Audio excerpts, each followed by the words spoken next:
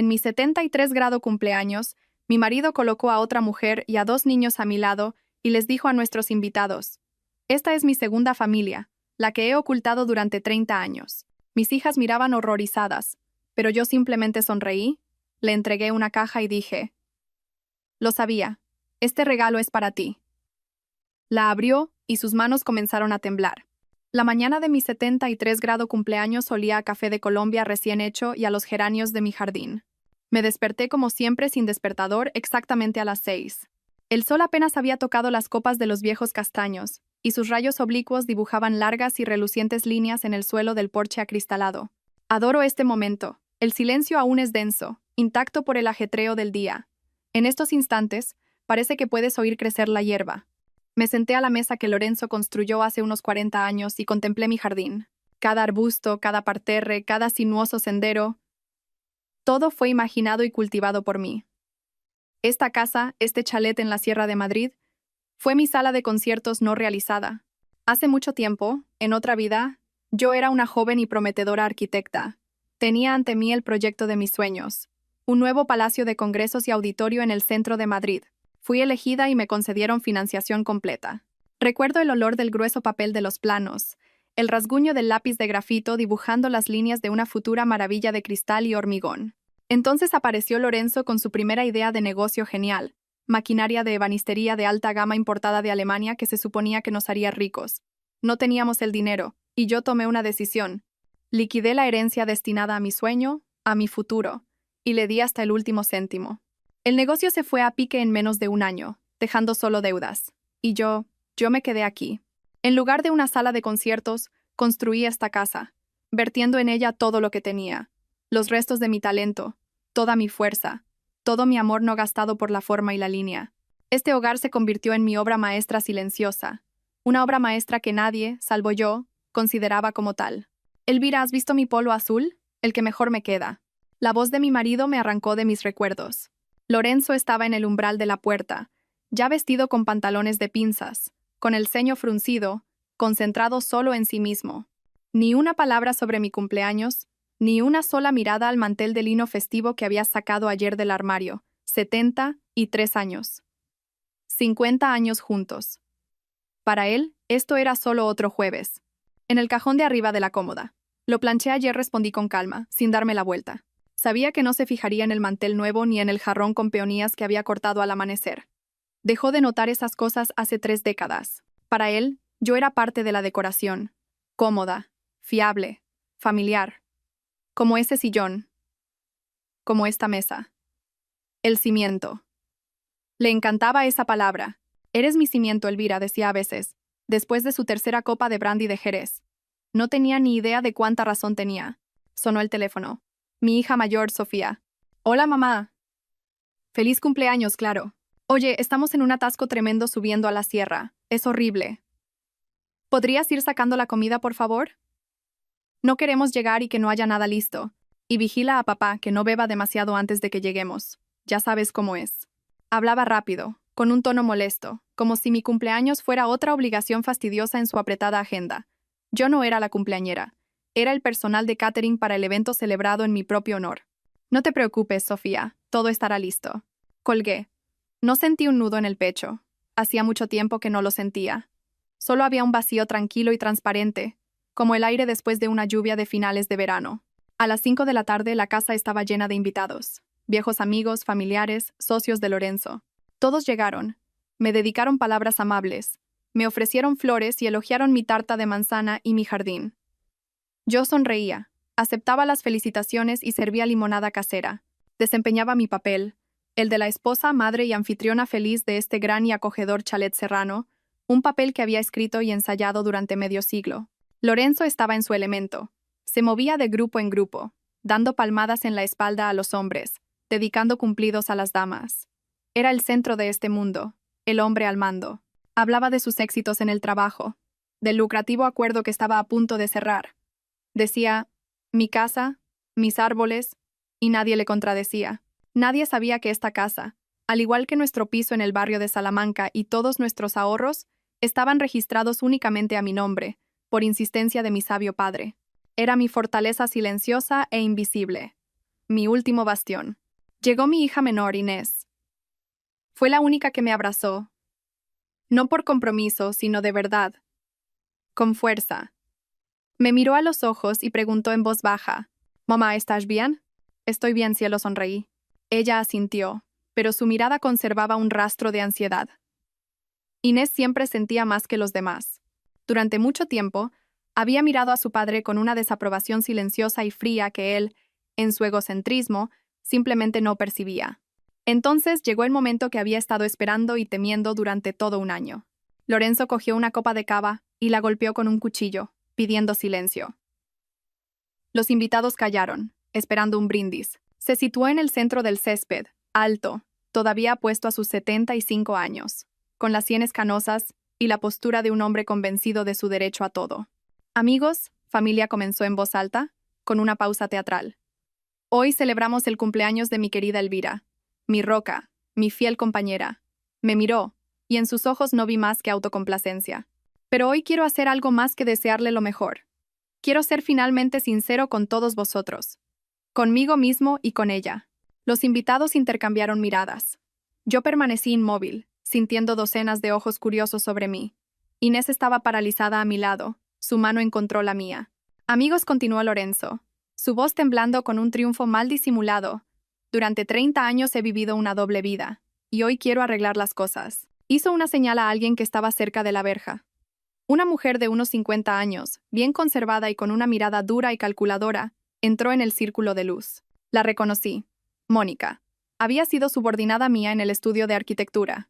Detrás de ella, dos jóvenes, un chico y una chica, con rostros igualmente confusos y desafiantes. Lorenzo se acercó a ellos, rodeó los hombros de Mónica con un brazo y la llevó hasta mí. «Elvira ha sido un cimiento tan estable», dijo, mirando por encima de mi cabeza a los invitados que, como veis, he podido construir no una, sino 2 casas sobre él. Este cimiento nos ha sostenido a todos. Así que, por favor, dad la bienvenida a mi verdadero amor, Mónica, y a nuestros hijos, Adrián y Olivia. Es hora de que todos mis éxitos sean compartidos por toda mi familia». Dijo esto y colocó físicamente a Mónica a mi lado, tan cerca que podía oler su perfume penetrante. La situó como para un retrato familiar. Mi hija mayor, Sofía, ahogó un grito. Inés me apretó la mano hasta que mis nudillos se pusieron blancos. Las risas y las conversaciones se congelaron a media frase. Un silencio increíble y resonante se apoderó del jardín. En ese momento no sentí que el suelo desapareciera bajo mis pies ni que mi corazón se rompiera. No. Sentí algo diferente, algo muy tranquilo y definitivo. Un clic frío y nítido. Fue como si la llave de una cerradura pesada y oxidada, que se había resistido durante tanto tiempo, finalmente girara, y la enorme puerta de acero se cerrara para siempre. Y entonces llegó. El pensamiento no fue fuerte ni presa del pánico. Fue silencioso y claro, como el tañido de una campana solitaria en el aire helado. Estaba de pie entre mi marido y su mujer, como el pilar central de un puente que une las 2 orillas de su mentira. El mundo a nuestro alrededor estaba en pausa. Vi a nuestra vecina María, con una copa de cóctel congelada a medio camino de sus labios. Vi a mi yerno, el marido de Sofía, palidecer e instintivamente dar un paso atrás, como si temiera ser golpeado por los escombros de una vida que se derrumbaba. El silencio era tan denso que parecía palpable. Presionaba mis oídos, ahogando los sonidos del verano, el canto de los grillos, el susurro de las hojas. Lentamente giré la cabeza y sonreí, no con amargura, no con venganza. Sonreí con esa sonrisa educada y ligeramente distante con la que la señora de la casa saluda a los que llegan tarde. Repasé sus rostros atónitos, deteniéndome una fracción de segundo en cada uno, haciéndoles saber que los veía, que estaba allí, que era plenamente consciente. Luego me volví hacia Lorenzo. Todavía sostenía los hombros de Mónica, su rostro resplandecía de autocomplacencia y de la importancia del momento. Esperaba mi reacción, esperaba lágrimas, histeria, una escena. Estaba preparado para ser el vencedor magnánimo, calmando a la parte perdedora. Me acerqué a la pequeña mesa del patio donde estaba mi regalo para él. Una única caja atada con una cinta de seda azul marino. El papel de regalo era grueso, de color marfil y sin adornos, estrictamente elegante. Hacía un año, cuando lo descubrí todo, pasé horas eligiendo ese papel. Para mí era importante que todo fuera impecable.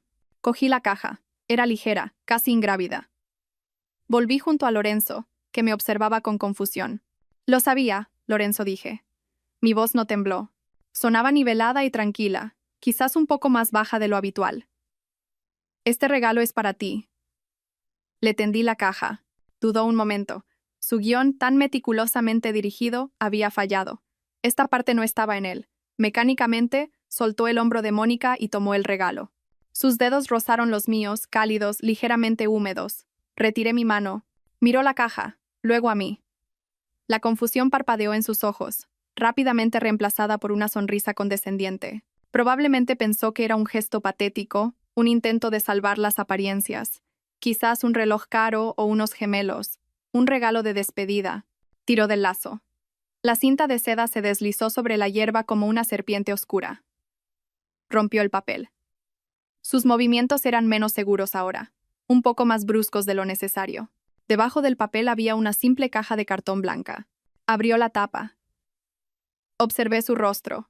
Dentro, en el vacío donde solía estar mi corazón, nada se movió. Era una espectadora de primera fila en una obra cuyo final conocía de memoria. Miró dentro. En el fondo de la caja, sobre un forro de satén blanco, había una única y simple llave de casa. Una llave normal y corriente, con olor a pintura nueva, y junto a ella, una hoja de papel grueso doblada en 4. Lorenzo la sacó y la desdobló. Vi sus ojos recorrer las líneas, primero rápidamente, luego más despacio, como si tropezara con cada palabra. Conocía esas palabras de memoria, había ayudado a mi abogado a redactarlas. Notificación de demanda de divorcio por infidelidad conyugal prolongada. En base a los documentos de propiedad única, se notifica el bloqueo inmediato de todas las cuentas y activos conjuntos. Se prohíbe el acceso a las propiedades situadas en las siguientes direcciones. 1. Chalet, en la urbanización La Versosa, Madrid. Y 2. Piso en la calle Serrano, Madrid. Su mano izquierda, la que sostenía la hoja, fue la primera en temblar. Un temblor fino, casi imperceptible, que le subió hasta el hombro. Luego, su mano derecha también comenzó a temblar. El papel susurró en su agarre como una hoja de otoño en el viento. Levantó la vista hacia mí. La autocomplacencia había desaparecido. El triunfo se había desvanecido. Ahora me miraba un hombre envejecido y confuso con el rostro ceniciento. En sus ojos no había ira ni dolor, solo puro desconcierto animal. Era como si hubiera caminado sobre un terreno sólido y fiable toda su vida, y de repente, este se abriera bajo sus pies en un abismo. Intentó decir algo, abrió la boca, pero solo escapó un jadeo ronco y silencioso. Miró el papel de nuevo, luego la llave, luego de nuevo a mí. Buscó en mi rostro una respuesta, una pista, una señal de que esto era una especie de broma cruel y ridícula. Pero mi rostro era una máscara. Tranquilo, impenetrable. Había pasado 50 años aprendiendo a ocultar mis verdaderos sentimientos. 50 años construyendo esta fachada, este cimiento, como a él le gustaba llamarlo. Y hoy, esa fachada se mantenía. Detrás no había nada. Ni dolor, ni amor, ni piedad. Solo una libertad fría y resonante. Mónica a su lado no entendía nada. Miraba nerviosamente el rostro cambiante de Lorenzo. «Lorenzo, ¿qué es? ¿Qué es eso?», susurró, intentando mirar el documento. Él no respondió. Simplemente se quedó allí, mirándome. Y su mundo, tan cómodo, tan seguro, construido sobre mi vida, mi dinero y mi silencio, se estaba derrumbando en directo, frente a todos sus amigos y familiares. Mantuve su mirada y luego, lentamente, muy lentamente, me volví hacia Inés, mi niña, mi único ancla verdadera. Me estaba mirando, y sus ojos estaban llenos de lágrimas, no de piedad, sino de orgullo. Lo había entendido todo. Le hice un pequeño gesto con la cabeza y dije, lo suficientemente alto para que ella lo oyera, «Es hora». Apretó mi mano con más fuerza. Eso fue suficiente. El espectáculo había terminado. Era hora de bajar el telón. Inés entendió sin palabras. Sus dedos en mi antebrazo se volvieron duros como el acero. Asintió y, sin planearlo, nos dimos la vuelta y caminamos hacia la casa. No corrimos, caminamos con paso firme, con dignidad, alejándonos de la escena congelada en el césped. Los invitados se apartaban a nuestro paso como el agua ante un rompehielos, evitando nuestras miradas, murmurando por lo bajo. Sentí sus miradas en mi espalda, una mezcla de conmoción, piedad y, seamos sinceros, curiosidad maliciosa.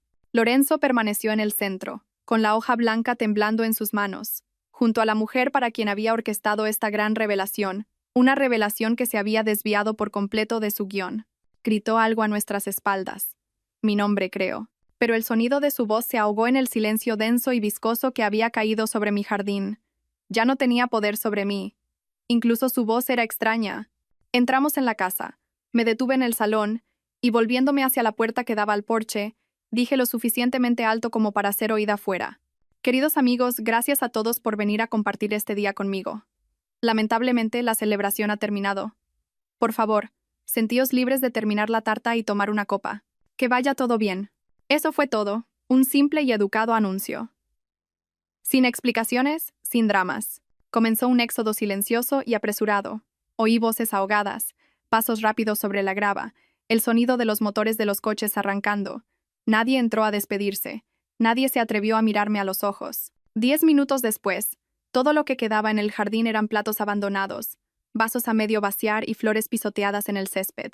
Vi a Lorenzo, finalmente saliendo de su estupor, agarrar a Mónica del brazo y arrastrarla hacia la verja. Sus movimientos eran bruscos, furiosos. Prácticamente la arrastró a ella y a sus confundidos hijos detrás de él, tropezando, mirando hacia la casa con una expresión de pura rabia animal en su rostro. Ya no era el dueño de la casa. Era un desterrado. Cuando el último coche se fue y el silencio vespertino volvió al vecindario, Inés vino y me abrazó. Ya está, cariño, dije, acariciando su cabello. Todo está exactamente como debería haber sido. ¿Me ayudas a recoger la mesa? Y comenzamos a limpiar en silencio. Recogimos los platos sucios, doblamos los manteles y sacamos la basura. Este trabajo familiar y monótono era tranquilizador. Cada gesto tenía un propósito, cada movimiento era conocido. Lavé las copas, las mismas de fino cristal de Bohemia que recibimos como regalo de bodas. El agua lavaba las marcas de labios extraños, de vino extraño. Sentí que junto con la suciedad, algo más se estaba lavando. 50 años de una telaraña pegajosa que había confundido con lazos familiares. Inés trabajaba a mi lado, lanzándome de vez en cuando miradas preocupadas. Esperaba que me derrumbara, que llorara, que gritara, pero yo estaba tranquila. Dentro de mí, todo estaba silencioso y vacío. No había dolor, ni resentimiento, solo un alivio inmenso y frío. Era como si hubiera llevado un peso insoportable sobre mis hombros toda mi vida, y ahora, finalmente, lo hubiera soltado. Era tarde cuando terminamos. La casa estaba limpia y silenciosa de nuevo. Mía. Preparé una infusión de menta del jardín. Nos sentamos en el porche, envueltas en mantas, y observamos el cielo oscuro y estrellado. Entonces mi móvil, que estaba sobre la mesa, vibró, brusco y discordante, rompiendo la paz. Inés lo cogió. El nombre de Lorenzo parpadeó en la pantalla. La llamada se cortó y, un segundo después, llegó una notificación de un nuevo mensaje de voz. Inés me miró interrogante. Asentí. Activó el altavoz, y la voz rompió el silencio de la noche, distorsionada por la rabia, quebrándose en un carraspeo. Elvira, ¿te has vuelto loca? ¿Qué clase de circo has montado? Me has humillado delante de todo el mundo. ¿Es esta tu pequeña rabieta, tu mezquina venganza? ¿Te has vuelto completamente senil con la edad? Estoy intentando pagar un hotel y mis tarjetas están bloqueadas. Mis tarjetas. ¿Entiendes lo que has hecho? Se ahogaba en su furia. De fondo, oí la voz apaciguadora de Mónica. Lorenzo, cálmate, no hables así. No hables así, chilló él. Me ha dejado sin un duro, Elvira. No sé qué crisis de la mediana edad estás teniendo, pero te doy hasta mañana. Hasta mañana por la mañana para que vuelvas a activar todo. Llama al banco y di que fue un error, una broma ridícula. De lo contrario, te juro que te arrepentirás. ¿Me oyes? Te arrepentirás amargamente. Entra en razón antes de que sea demasiado tarde. El mensaje se cortó. Nos quedamos en silencio durante un rato. Incluso los grillos parecían haberse callado. Inés me miró, con el rostro tenso. Mamá. Tomé lentamente mi taza de infusión ya fría. Mis dedos estaban firmes. Di un sorbo. El sabor a menta era fresco y limpio. Todavía no lo entiende, dije. Él y Mónica creen que esto es un arrebato, una rabieta de mujer, un farol tonto y cómico que terminará por la mañana cuando recupere el juicio. No vieron el plan, la preparación, ni la furia fría que se acumuló en mí durante un año y se convirtió en hielo. Solo vieron lo que querían ver. Una esposa envejecida y ofendida que se atrevió a montar una escena. Todavía se consideran al mando. Miré a Inés. Sus ojos contenían la misma pregunta que la voz de Lorenzo. ¿Y ahora qué? Dejé la taza sobre la mesa. El sonido de la porcelana sobre la madera fue el único sonido en la noche. Tengo una reunión con mi abogado a las 10 de la mañana, dije en voz baja. Quiero que vengas conmigo. Mi voz era firme, no había dudas en mí. El grito furioso de mi marido, grabado en mi buzón de voz, no me asustó, solo fortaleció mi determinación. Así como un herrero sumerge el metal al rojo vivo en agua fría para hacerlo más duro, sus palabras convirtieron mi voluntad en acero. El viaje a Madrid a la mañana siguiente fue silencioso. Inés conducía, agarrando el volante con fuerza, con la mirada fija en la carretera. Yo miraba por la ventanilla el paisaje de la Sierra de Madrid pasar a toda velocidad, pero no lo veía. Solo veía su rostro, desconcertado, enrojecido por la ira, contraído por la incomprensión. Todavía creía que esto era un error mío, algo que podía cancelarse como un pedido equivocado en un restaurante. No se daba cuenta de que ayer no fue el principio, sino el final. El punto final hacia el que había estado trabajando durante todo un año. El despacho del abogado, Víctor Robles, estaba en un antiguo edificio del Paseo de la Castellana. Una pesada puerta de caoba, el olor a colonia cara y a libros antiguos. El propio Víctor Robles era un hombre que encajaba con su despacho, sólido, mayor, con una mirada atenta e inescrutable. Había trabajado con mi padre, por eso lo busqué. Sabía que podía confiar en él. Nos recibió en la puerta, nos condujo a una gran mesa y nos ofreció café. Lo rechazamos. Bien, Elvira comenzó, cuando nos sentamos, hablando en un tono de negocios nivelado. Como acordamos, todas las notificaciones iniciales han sido enviadas y las cuentas y activos están congelados. El proceso está en marcha. ¿Se ha puesto en contacto Lorenzo o sus representantes contigo? Hubo un mensaje de voz, respondí con calma. Amenazas y acusaciones de histeria. Víctor Robles asintió, como si fuera exactamente lo que esperaba. Es predecible. Aún no ha comprendido la gravedad de la situación. Sigue jugando su juego familiar, donde él es el jefe. Pero eso cambiará pronto. Hizo una pausa, entrelazando las manos sobre la mesa. Su mirada se endureció. Elvira, hemos iniciado los procedimientos estándar. Pero hay algo más. Cuando viniste a verme por primera vez, por vieja costumbre y respeto a la memoria de tu padre, sentí que era necesario realizar una comprobación adicional y más profunda. Solo como precaución, necesitaba entender a qué nos enfrentábamos, y mis temores, por desgracia, se justificaron. Con creces. Abrió un cajón del escritorio y sacó una delgada carpeta. La colocó frente a mí. No había etiquetas en la carpeta. Estoy obligado a informarte de algo extremadamente desagradable. Esto va más allá de su infidelidad. Habla de una acción calculada y premeditada dirigida personalmente contra ti. Inés se tensó, su mano descansando sobre la mía. Yo no me moví, solo miré la carpeta. ¿Qué es?, pregunté. Víctor Robles abrió la carpeta y deslizó varias hojas hacia mí. Esta es una copia de una solicitud presentada por tu marido hace 2 meses ante los servicios de salud mental de la comunidad. Una solicitud oficial para una evaluación psiquiátrica obligatoria sobre tu capacidad. El tiempo se detuvo. Oí a Inés jadear a mi lado, pero yo simplemente miré el documento. Un formulario oficial, texto mecanografiado, y debajo, la firma familiar y expansiva de Lorenzo. Este es el primer paso legal, continuó la voz desapasionada del abogado, sonando como si viniera de lejos requerido para que una persona sea declarada incapacitada y para obtener la tutela sobre ella y, en consecuencia, la autoridad total para administrar todos sus bienes. Cogí la hoja superior. Era una lista de los supuestos síntomas que mi marido había observado. Empecé a leer. Pierde con frecuencia objetos personales. No puede recordar dónde ha puesto las gafas, las llaves o los documentos, lo que sugiere una pérdida progresiva de la memoria a corto plazo. Recordé haber buscado mis gafas de leer una semana antes, solo para encontrarlas sobre mi cabeza. Inés y yo nos habíamos reído. Muestra desorientación en la vida diaria. Confunde productos básicos de la despensa como la sal y el azúcar, lo que puede suponer un peligro para ella y para los demás. Una vez, distraída, puse sal en el azucarero. Me di cuenta un minuto después y lo arreglé. Lorenzo había bromeado. ¿Trabajando demasiado, mamá? No estaba bromeando. Estaba recopilando. Muestra signos de aislamiento social y apatía. Se niega a reunirse con amigos. Pasa largos periodos sola en el jardín y conversa con las plantas. Lo que puede indicar un desapego de la realidad. Mi jardín, mi único santuario. Mis horas de silencio entre las peonías y las rosas, cuando podía respirar. Había convertido incluso esto en un síntoma de enfermedad. Un arma contra mí. Seguí leyendo. Cada línea era veneno. Un grano de verdad distorsionado más allá del reconocimiento. Cuidadosamente mezclado con mentiras descaradas. Cada gesto inocente, cada momento de fatiga, cada caso de olvido relacionado con la edad, todo fue invertido y presentado como prueba de mi locura.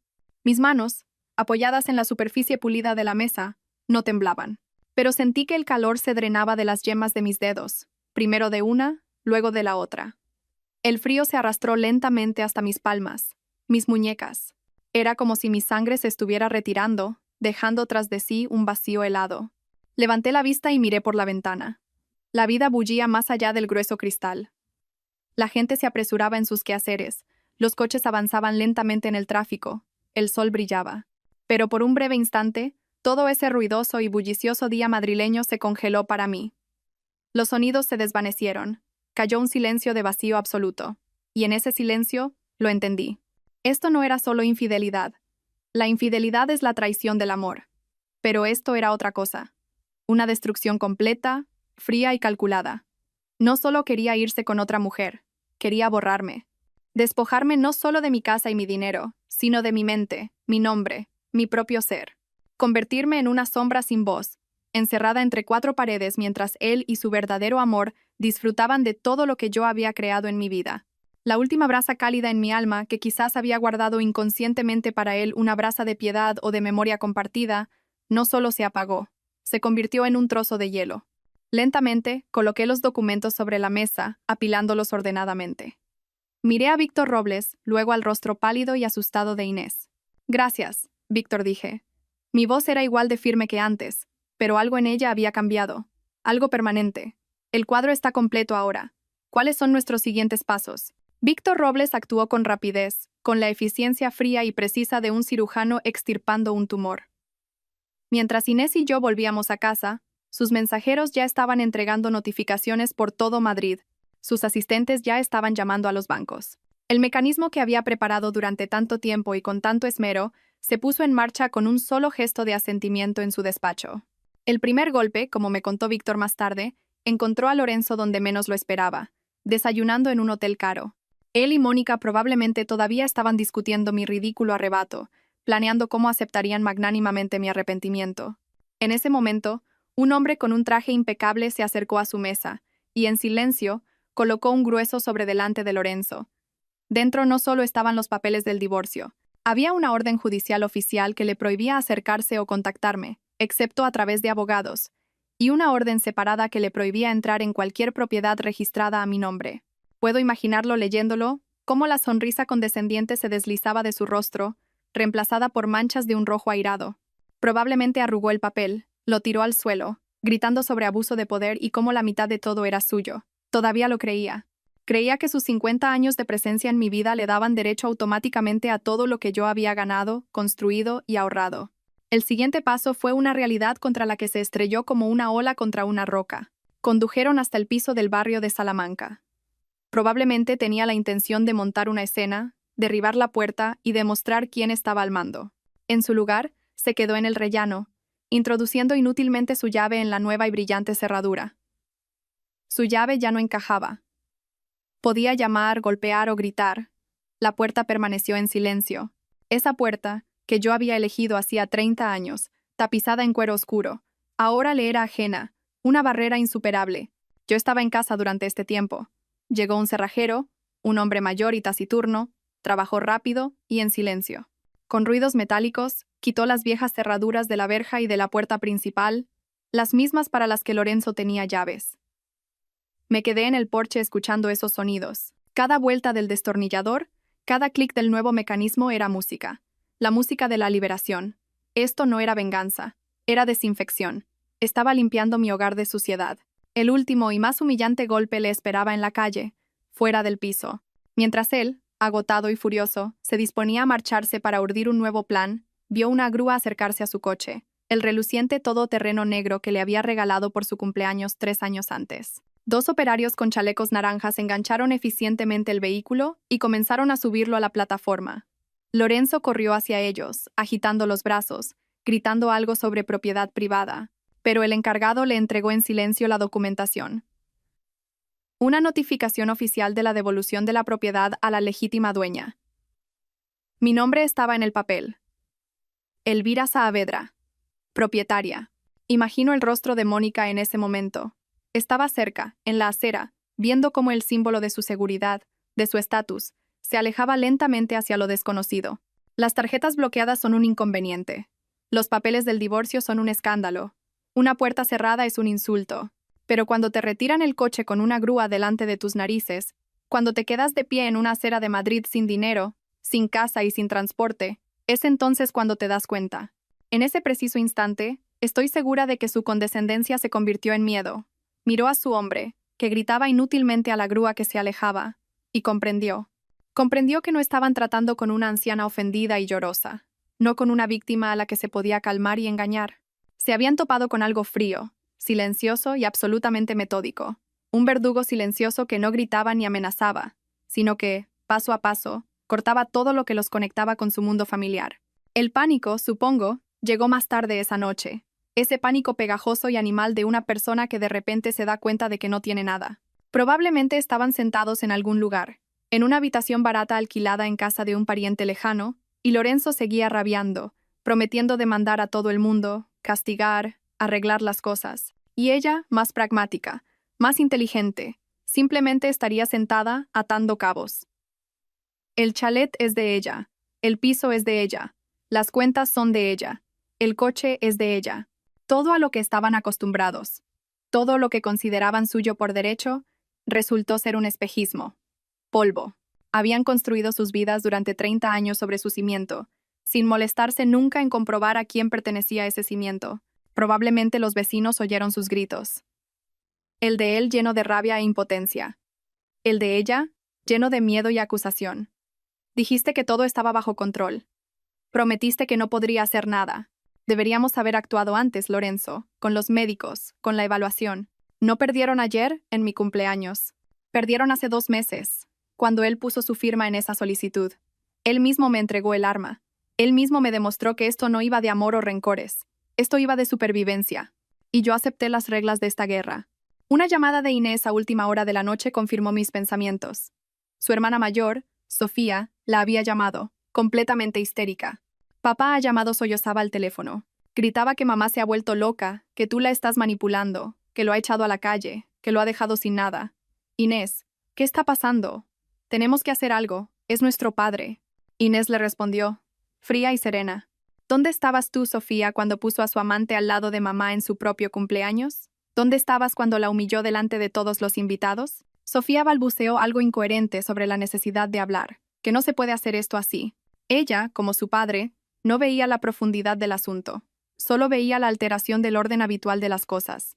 Le quité el teléfono a Inés. Sofía, dije con calma, no te preocupes. Tu padre estará bien. Simplemente está aprendiendo a vivir de forma independiente por primera vez en 50 años. Colgué sin esperar su respuesta. Esa noche dormí profundamente, como no lo había hecho en muchos años. Sabía que esto no había terminado. Sabía que su pánico pronto pasaría a una nueva etapa, la desesperación, y una persona desesperada es capaz de cualquier cosa. Sabía que vendrían, que intentarían romper las defensas, que librarían una última batalla, la más sucia, y yo estaba preparada, pero no iba a quedarme sentada en un asedio. La vida que estaba reclamando para mí no estaba destinada a ser vivida encerrada tras las puertas por miedo. Al tercer día después de la visita al abogado, decidí que necesitaba ir al pequeño mercado cerca de la estación de cercanías. Me había quedado sin pan fresco y leche. Inés se ofreció a ir ella, pero me negué amablemente. Esta era mi ciudad, mi vida, y no iba a esconderme más. El día era cálido, con olor a polvo y a jazmín en flor. Caminé sin prisa, disfrutando de las cosas simples. El sol en mi cara, el peso de la ligera bolsa de la compra en mi mano, la sensación de tierra firme bajo mis pies. Compré todo lo que necesitaba. Una hogaza de pan de masa madre, un cartón de leche, un poco de queso de cabra. Nada especial, solo comida, solo vida. Me esperaban a la salida. Un coche, viejo y abollado, no el suyo, aparentemente prestado de algún conocido, frenó bruscamente junto al bordillo. Lorenzo prácticamente se cayó de él. Mónica lo siguió, más lentamente, pero con la misma resolución depredadora. Tenían un aspecto terrible. Lorenzo llevaba el mismo polo azul que le había planchado en mi cumpleaños, pero ahora estaba arrugado, con el cuello sucio. Tenía ojeras oscuras. Mónica no lucía su habitual peinado impecable. Su rostro estaba pálido y enfadado. El barniz había desaparecido. Solo quedaba el cansancio y un pánico mal disimulado. Se pararon frente a mí, bloqueándome el paso. Elvira, comenzó Lorenzo. Su voz era una mezcla de ira y súplica. Tenemos que hablar. No puedes hacer esto. Simplemente no puedes. Lo miré en silencio. En mis manos tenía la bolsa de la compra. No sentí miedo, solo una ligera curiosidad, como un entomólogo examinando un insecto atrapado. Has cortado todo, todo. ¿Cómo se supone que voy a vivir? Me has echado como a un perro después de 50 años. 50 años de nuestra vida. ¿Acaso entiendes lo que estás haciendo? Agitaba las manos, tratando de atraer la atención de los transeúntes. Algunas personas se giraron, pero al ver una típica disputa familiar, perdieron inmediatamente el interés. Continué en silencio. Le dejé desahogarse. Sabía que debajo de ese torrente de ira solo había miedo. Siempre hacía esto cuando tenía miedo. Empezaba a gritar. Viendo que su rabia no me impresionaba, cambió de táctica. Sus hombros se hundieron, su voz se suavizó. Notas lastimeras y suplicantes se deslizaron en ella. Cariño, recuerda todo. Recuerda cuando éramos jóvenes, cuando construimos esta casa, cómo criamos a nuestras hijas. ¿Nada de eso significa algo? ¿De verdad puedes borrarlo todo en un solo día? Es nuestra vida juntos, nuestra historia. Cometí un error. Vale, lo admito. ¿Pero merece la pena destruirlo todo hasta los cimientos? Piensa en las niñas, en los nietos. ¿Qué les diremos? Intentó mirarme a los ojos, buscando una chispa de la antigua Elvira, la que siempre perdonaba, la que siempre entendía, la que siempre se sacrificaba por su comodidad, pero estaba mirando a un vacío.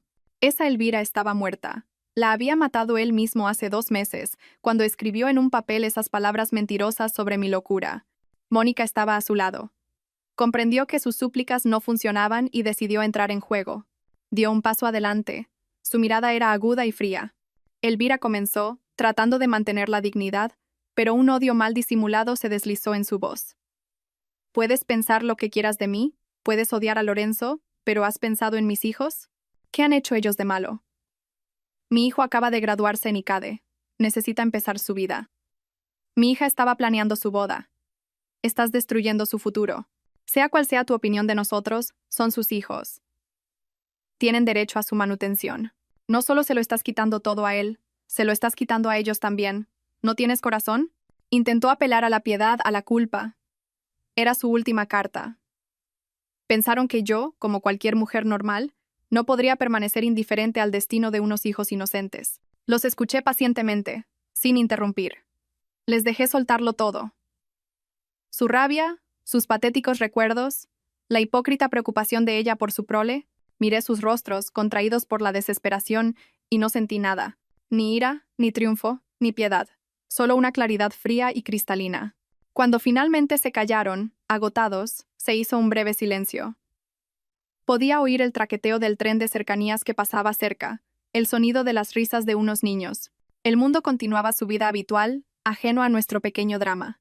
Desvié mi mirada del rostro de Mónica al de Lorenzo. Lo miré directamente a los ojos, profundamente, para que supiera que veía a través de él. Vi toda su cobardía, toda su debilidad, toda su podredumbre, y entonces hice mi pregunta, en voz baja, casi un susurro, pero cada palabra sonó en el silencio como un martillo golpeando un cristal. ¿Fue idea tuya o de ella? ¿Declararme incapacitada? No fue una acusación, fue solo una pregunta, pero les golpeó como una bofetada. Un golpe físico. Vi cómo la sangre se drenaba del rostro de Lorenzo. Se puso blanco como la cera. Su boca se abrió, pero no pudo articular un sonido.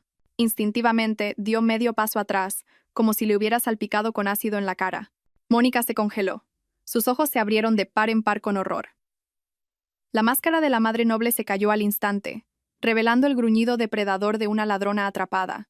Ambos me miraron con el mismo miedo animal. El miedo a ser descubiertos. En ese momento dejaron de ser un equipo. Se miraron el uno al otro, y en sus ojos no había confianza, sino sospecha. ¿Lo has dejado escapar tú? ¿Ha sido por tu culpa que se ha enterado? Su miserable unión, construida sobre mentiras y cálculo, se resquebrajó ante mis propios ojos. No esperé una respuesta. La respuesta estaba escrita en sus rostros. Simplemente los rodeé, como se rodea a 2 postes en el camino, y continué hacia mi casa. No miré atrás. A mis espaldas oí su silencio ensordecedor y resonante. Se quedaron de pie en la acera, aplastados, destruidos por una sola frase. Caminé a casa, agarrando con fuerza la bolsa con el pan y la leche. Y por primera vez en muchos meses, sentí que volvía no a una fortaleza, sino simplemente a casa. Su desesperación, como había predicho, tomó una nueva forma. Se convirtió en astucia, sucia, patética, pero predecible. 2 días después, Sofía me llamó. Estaba llorando. «Mamá, te lo ruego», sollozaba al teléfono. «Papá está destrozado. Está dispuesto a todo con tal de hablar. El tío Elías está aquí. La tía Telma. Estamos todos muy preocupados. Quedemos en mi casa, todos juntos, tranquilamente, en familia. Por favor, mamá». Por mí. Sabía que era una mentira. La reunión familiar era su último bastión. Su intento final de montar una obra de teatro donde ellos eran las víctimas, y yo era la anciana loca, mal aconsejada por mi ambiciosa hija menor. Estaban reuniendo un público, un jurado de parientes, cuya opinión aún podían influenciar. «De acuerdo», Sofía, dije con calma. «Inés y yo iremos». «¿A qué hora?» El alivio fue audible en la voz de Sofía. No se dio cuenta de que yo no iba a una negociación, iba a una ejecución. Llegamos al apartamento de Sofía exactamente a las 7. Su casa, normalmente tan ruidosa y acogedora, nos recibió con un silencio tenso y denso. En el gran salón, en los sofás y en los sillones, estaban sentados los parientes. El hermano de Lorenzo, Elías, y su esposa, mi prima Telma, y la familia de Sofía. Todos nos miraban con la misma expresión de incomodidad y curiosidad ansiosa. Lorenzo y Mónica estaban sentados en el centro, en el sofá principal. Estaban interpretando una tragedia. Él, encorvado, con las manos cubriéndose la cabeza como un rey Lear sufriente. Ella, a su lado, con los ojos enrojecidos y una expresión de luto, acariciándole el hombro de vez en cuando con simpatía. Ya habían preparado el terreno, contando su versión. Ahora era mi turno. Inés y yo nos sentamos en los sillones frente a ellos. Dejé mi bolso en el suelo en silencio. Lorenzo comenzó. Levantó la cabeza y tuve que reconocer su talento actoral. Un dolor genuino resonaba en su voz. «Elvira, familia. Os he reunido a todos porque está ocurriendo una tragedia». Hablaba lentamente, luchando por encontrar las palabras. «Una terrible tragedia con mi mujer, con nuestra madre. No sé qué le ha pasado últimamente. Se ha vuelto diferente, olvidadiza, desconfiada. Esconde cosas, habla sola. Sus acciones carecen de toda lógica. Lo que pasó en su cumpleaños, lo que está haciendo ahora, no es ella. Es una enfermedad». Me miró con tal compasión que por un segundo uno podría creer en su sinceridad. «Entiendo que es un shock», intervino Mónica con una voz baja y temblorosa. Lorenzo y yo no queríamos creerlo nosotros mismos. Intentamos ayudar, pero no escucha a nadie. Su paranoia crece cada día. Y lo peor de todo, hizo una pausa. Lanzando una rápida y venenosa mirada a mi hija menor, es que Inés se está aprovechando de esto. Está poniendo a su madre en contra de todos. Contra su padre. Contra su hermana. La está manipulando para apoderarse de todos los bienes. Este bloqueo de cuentas, los cambios de cerradura, Elvira nunca habría pensado en esto. Todo es cosa de Inés. Ha aislado a su madre y ahora hace lo que quiere con ella. Tememos por ella. Solo queremos ayudarla antes de que sea demasiado tarde. Terminó y se apoyó en el hombro de Lorenzo, fingiendo un completo desamparo. El silencio se apoderó de la habitación. Todos nos miraban a Inés y a mí. La tía Telma miraba con abierta piedad. El hermano de Lorenzo, Elías, fruncía el ceño claramente desconcertado. Sofía miraba al suelo, avergonzada. Esperaban nuestra reacción. Esperaban excusas, lágrimas, gritos. Permanecí en silencio. Solo miré a Inés. E Inés entendió mi mirada. No levantó la voz. No discutió. Simplemente se inclinó, sacó la delgada carpeta del bolso que estaba a mi lado y la colocó sobre la mesa de centro, en el centro de la habitación. El sonido del papel al golpear ligeramente la superficie lacada fue ensordecedor. «Aquí», dijo Inés, con calma y claridad. «Tía Telma, tío Elías. Aquí está la solicitud que mi padre presentó hace 2 meses. Una solicitud para que mi madre fuera declarada incapacitada. Detalla cómo habla con las plantas y confunde la sal con el azúcar». Abrió la carpeta. Los parientes se inclinaron hacia adelante. Elías tomó la hoja superior y comenzó a leer. Su rostro se alargó lentamente. Le pasó el papel a su mujer. La tía Telma se puso las gafas. Lorenzo se levantó de un salto. Eso es una falsificación». «Inés, ¿de qué estás hablando? Lo hice por preocupación, quería ayudarla». «Tranquilo», papá, dijo Inés con el mismo tono gélido. Eso no es todo. Volvió a meter la mano en su bolso y sacó una pequeña grabadora digital. La colocó junto a la carpeta. Hablas de paranoia y de mi manipulación. Creo que es otra cosa. Durante los últimos 6 meses, sabiendo que algo no iba bien, a veces encendía la grabadora cuando mi padre venía a visitarnos solo, supuestamente para ver cómo estaba mamá. Hablaba mucho por teléfono. Pensaba que nadie podía oírle. Apretó el botón. El rostro de Lorenzo se puso tan blanco como el papel de la carpeta. Mónica se agarró al reposabrazos del sofá. Del pequeño altavoz salió una voz. Su voz. Ligeramente distorsionada, pero absolutamente reconocible. Sí, Mónica, escucha con atención. Mañana, cuando hables con el médico, asegúrate de mencionar lo de las gafas. Di que las busca 3 veces al día. Y lo de las llaves. Es un clásico, se lo tragan.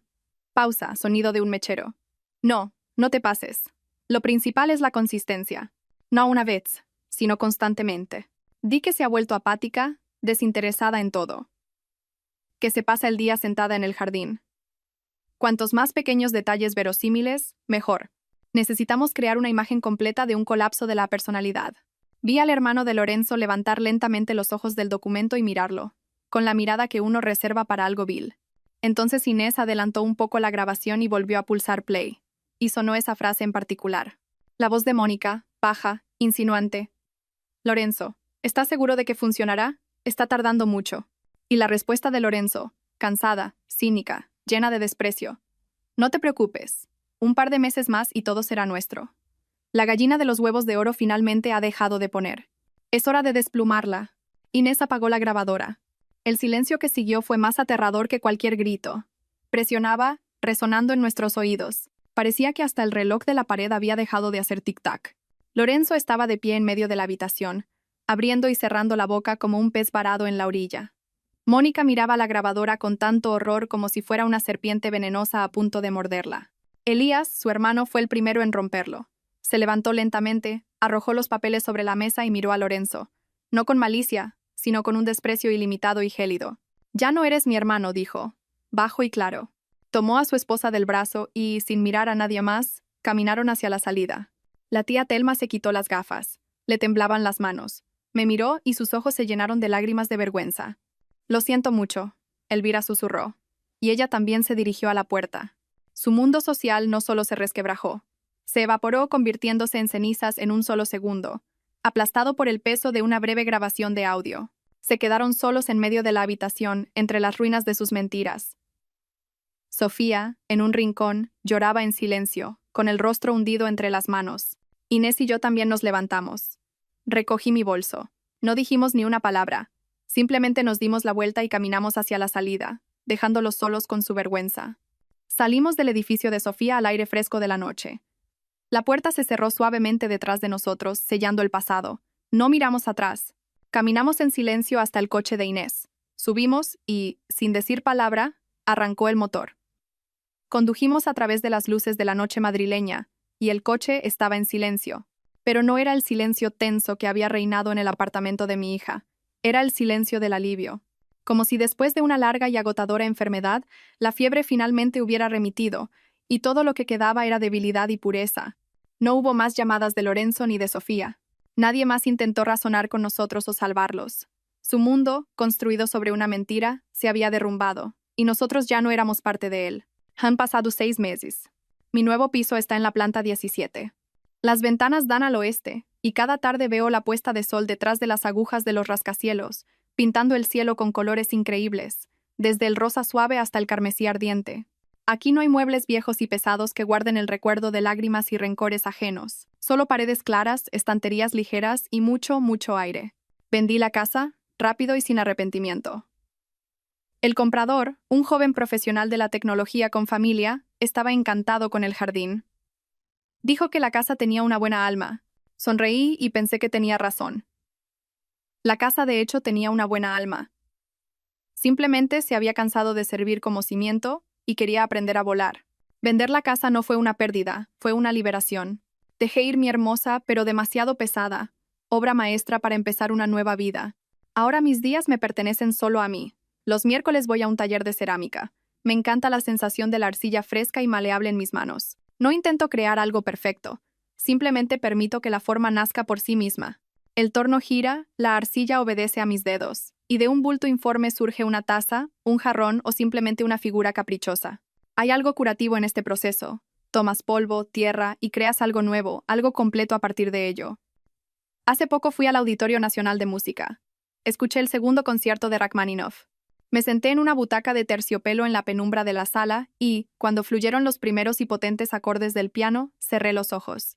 Una vez soñé con construir salas como esta, diseñar espacios donde nace el milagro de la música. Esa vida no sucedió. Pero ahora, escuchando esta música genial, no sentí amargura por la pérdida. Sentí gratitud, porque finalmente estaba sentada en esa sala, no como arquitecta, no como esposa o madre de alguien. Era simplemente una oyente, una parte de ese milagro. Y eso era suficiente. Más que suficiente. Inés y yo nos vemos a menudo. Pasa después del trabajo, bebemos té verde con jazmín y hablamos, no del pasado, sino de los libros que hemos leído, las películas que hemos visto, el incidente divertido que le ocurrió en el metro. Su rostro ya no está nublado por la preocupación por mí. Está tranquila. Ve que estoy bien. Un día me trajo un pequeño plantón de gardenia en una maceta. Para que tengas tu pequeño jardín aquí también, dijo. Ahora está en el alféizar de mi ventana y sus flores blancas, como de porcelana, llenan la habitación con un aroma sutil y dulce. A veces, muy raramente, me llegan retazos de rumores sobre esa otra vida. Que Lorenzo vive en algún lugar de una casa alquilada en la periferia. Que Mónica lo dejó y se llevó a los hijos. Que intenta pedir dinero prestado a viejos conocidos, pero nadie se lo da. Lo escucho sin regodeo, sin interés, con el mismo sentimiento distante que uno tiene al leer en un periódico sobre sucesos en un país lejano y extranjero. Esas personas ya no tienen ninguna relación conmigo. Son personajes de un libro que he cerrado y colocado en la estantería más lejana. La venganza es una emoción demasiado fuerte. Te quema por dentro. Y yo ya no quiero arder, solo quiero vivir. Esta mañana me desperté como siempre temprano. El sol apenas salía, y sus rayos inundaban mi habitación de luz dorada. Me preparé un café, salí al balcón y observé cómo la ciudad se despertaba. Abajo, zumbaban los primeros coches. Pequeñas figuras de personas se apresuraban hacia algún lugar, cada una con su propia vida, su propia historia. Durante 50 años fui el cimiento. Fiable, fuerte, invisible. Otros construyeron sus vidas sobre mí. Sus muros, sus tejados, se apoyaron en mí.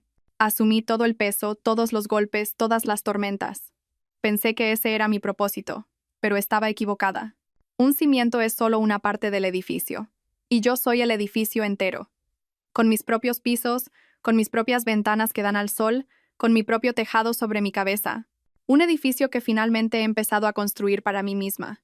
Di un sorbo al café caliente y aromático. El aire olía a frescura y a un nuevo día. No había planes por delante, ni obligaciones, ni deudas. Solo había silencio. Y en ese silencio finalmente me escuché a mí misma. A los 73 años, mi vida acaba de empezar.